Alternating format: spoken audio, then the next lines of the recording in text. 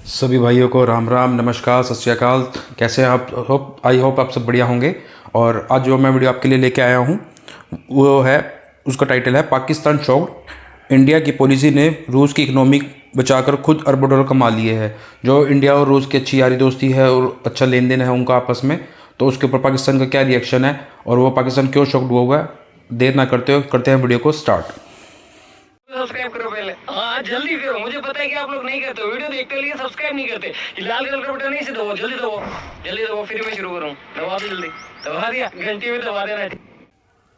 120 110 का बैरल है, वो मिलता है इंडिया को 80 रुपए का। मैं इंडिया का आपको डाटा देता हूँ। इंडिया ले रहा है 80 रुपए की चीज़, ये पाकिस्तान है ये ले रहे हैं 120 रुपए की चीज़। इंडिया ने क्या किया, फरवरी में जो उन्होंने पेट्रोल लिया रूस से, वो 34 मिलियन बैरल लिया। 34 मिलियन बैरल। मार्च में 3 मिलियन लिया है। $30 कम। 30 आप पैसा गिन ले, पाकिस्तान इंडिया से 50% ज़्यादा रेट पे ले रहा है। 2 मिलियन लिया है मई में पेट्रोल वगैरह बैरल। 24 मई में 24 मिलियन बैरल लिया। मगर एक चीज़ बतानी बड़ी जरूरी है कि रूस को क्या तकलीफ है, रूस को कितनी मोहब्बत है इंडिया से। नहीं, रूस की प्रॉब्लम ये थी, पाकिस्तानी हरकत हो गई थी, उनका जो रूबल था ना रुल गया था। $1 में 160 रूबल थे। उन्होंने कहा जनाब हमसे सस्ता पेट्रोल लो, मगर हम डॉलर में नहीं देंगे, रूबल में देंगे। यानी आप हमें रूबल में अदायगी उन्होंने करें। अपनी इकोनॉमी बचाई है। पूछे किस तरह, आज रूबल हो गया 60 रुपए का।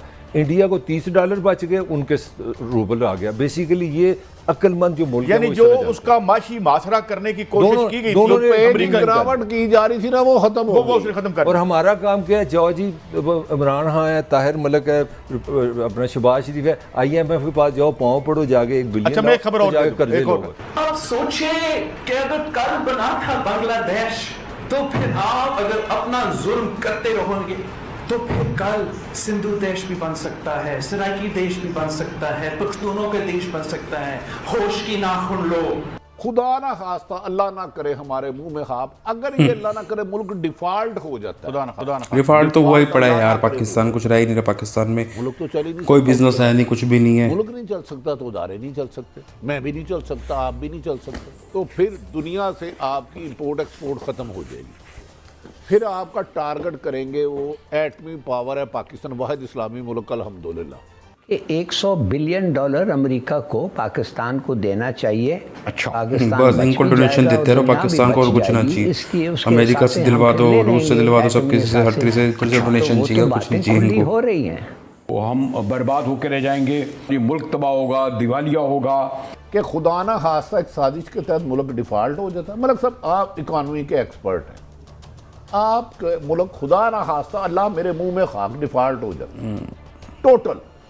उसके बाद क्या क्या नुकसान हो सकता है? देखें भट्टी साहब, एक बिल्कुल 2-2-4 वाली बात है। फौज जो है, फौज का काम मुल्क को दिफा करना है, वो पैसे नहीं बनाती। मेरा कहने का मतलब है कि वो फैक्ट्री नहीं है।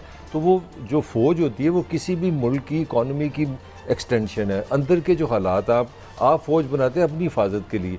तो फौज को क्या चाहिए, फौज को जिंदा रहने के लिए तनख्वाहें चाहिए, असला चाहिए। वो कहाँ से आएगा? पैसे से आएगा। तो मतलब ये है कि जिस तरह आप यहाँ के कि यार यहाँ पे अगर तुम बिजली का बिल नहीं दोगे तो अंधेरे हो जाएंगे, प्रोग्राम बंद हो जाएगा। तो मैं बाहर जाके शोर डाल दूँ, और जी हमारा चीफ देखो मायूसी फैला रहा है, कहता प्रोग्राम बंद हो जाएगा। भाई अगर यहाँ बिजली का बिल नहीं दोगे तो प्रोग्राम बंद ही होगा ना।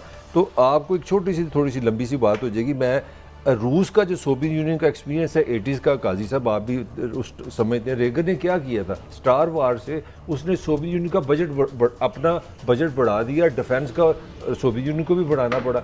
जब उनको पैसे ज़्यादा लगाने पड़े, इकॉनमी सस्टेन नहीं कर सकी, सोवियत यूनियन टूट गया। यही बात इमरान खान कर रहा है कि आप ऐसे फैसले करें, इस्टेब्लिशमेंट आप इसको सीरियस लें, ऐसे फैसले करें पाकिस्तान डिफ़ॉल्ट से बच जाए। और अगर खुदा न खासा डिफ़ॉल्ट होता है, फिर भट्टी साहब वाली बात है कि आपके सरकारी इदारे किस तरह चलेंगे। उसमें फौज भी है, उसमें रेंजर भी है, उसमें पुलिस भी है, उसमें वार्ता भी है। मेरी गुजारिश है कि पाकिस्तान अगर आज सलामत है, बचा हुआ है, भारत नहीं कर रहा, तो सिर्फ और सिर्फ इसकी वजह पाक फौज है। उनके अफसर, उनके जवान 24 घंटे हमारे लिए शहादतें देते हैं।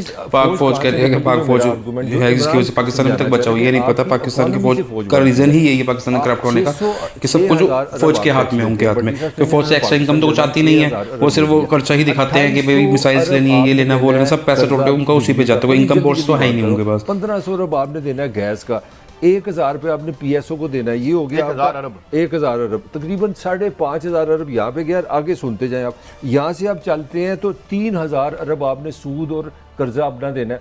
यानी कि अगर इसमें कोई एजुकेशन नहीं आई, पाकिस्तान का मैंने एक नाम नहीं लिया तो लेकिन यार मेरा एक सवाल आपसे, यार अपने दौर में भी तो उन्होंने कोई ऐसी नहीं मेरी बात मेरे बड़ी साहब मुझे क्योंकि बात मेरी नहीं कंप्लीट, मेरा क्वेश्चन है कि इमरान अच्छा इस महीने में $5 बिलियन का आपका आया तजारती खसारा। $5 बिलियन का मतलब 1000 अरब का हमारा लॉस हुआ है।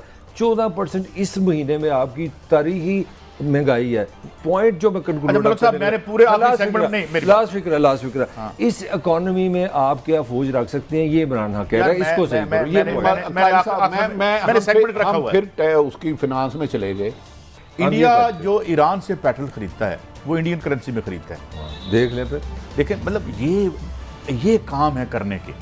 आपको जिस तरह मैंने कहा एक्सपोर्ट्स कम करें, यहाँ सर जोड़ के बैठे और भाई कोई गद्दार नहीं है तो थोड़े तो असी मान लिया तो ये इस मुल्क को बचाएं उस बर्बादी से, क्योंकि करना पड़ेगा। कैसे बचाएंगे? वो करप्ट भरा हुआ पूरा देश, करप्ट से भरा हुआ है।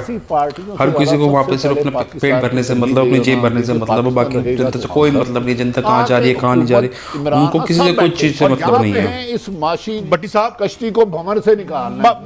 माफी चाहता हूँ, मैंने यहाँ सवाल किया डॉक्टर इशफाक हसन खान से कि जब जॉर्ज सोरोस ने मलेशिया पर हमला किया और रिंगट पर हमला किया तो उसने उसका मुआसरा किया, उसने फौरी तौर पर डॉलर से डीपैक कर दिया। रिंगट उनकी करेंसी का नाम है और अपनी करेंसी को वहीं रोक दिया। और यहाँ डॉक्टर साहब एक नई इस्तिलाह दे के गए थे। उन्होंने कहा था रजा बाकर इफेक्ट। ये जो रजा बाकर साहब आए थे ना, और खान साहब को रजिस्ट करना चाहिए था कि रजा बाकर इफेक्ट है कि आपने जब डॉलर 200 का कर दिया है तो अब पेट्रोल भी महंगा होगा। बड़ी साहब हमने कर्जे भी ज्यादा दे, तो वापस करें, डीपैक करें यार। मलक साहब आप अमीर आदमी है, साथ इस वक्त कितने का जी इंडिया में कितने का डॉलर? 8 रुपए बढ़ गया और डॉलर नु मारो खे 8 रुपए है आज। 70 इंडियन।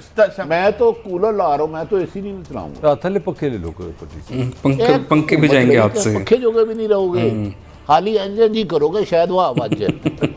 मैं आपको कादी साहब आप नहीं, पाकिस्तान की न्यूज़ में से होती बहुत कॉमेडी है यार। 98% को ये खुद आपके नून लिख के रहना। मैंने कहा जहर खाने के लिए भी पैसा। भट्टी साहब दूसरी बात तो आप कर ही नहीं रहे। जहर खाने के लिए मुझे बोलने दे 30 सेकंड।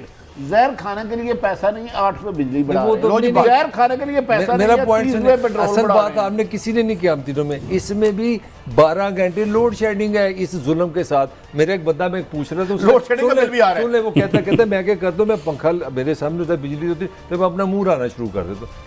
मैं अपनी एक बात दोहराना चाहता हूँ। मैंने एक दफा कहा था कि ये जो बिजली की तारें बाहर लटक रही है ना, इनके 2 काम हैं।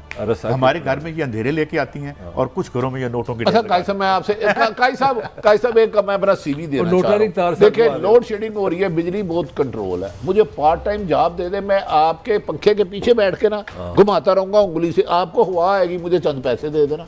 पॉसिबल है? ये लोड शेडिंग का बिल है।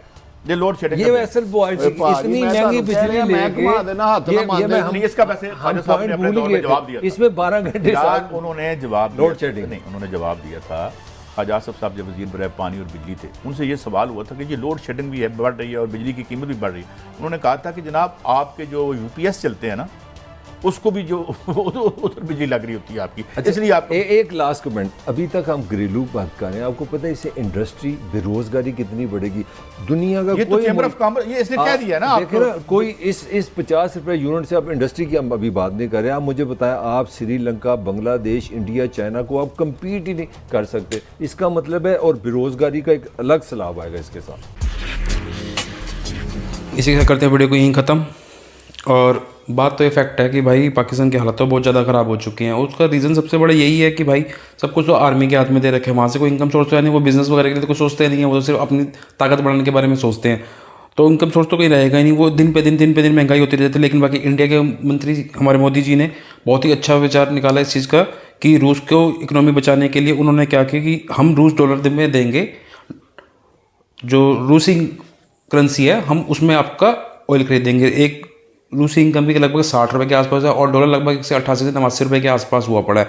तो उनकी इकोनॉमी भी मजबूत हो गई और इंडिया को 28 से 29 रुपये लीटर पे भी बचत हो गई बैरल में। तो इससे क्या उनकी इकोनॉमी मजबूत भी होगी और इंडिया ने अपने हज़ारों लाखों करोड़ों डॉलर अपने वो भी बचा लिए। ये होते समझदार इंसान की पहचान। और यहीं करते हैं वीडियो ख़त्म। और आपसे एक ही रिक्वेस्ट है, प्लीज़ चैनल को सब्सक्राइब कर देना। जय हिंद।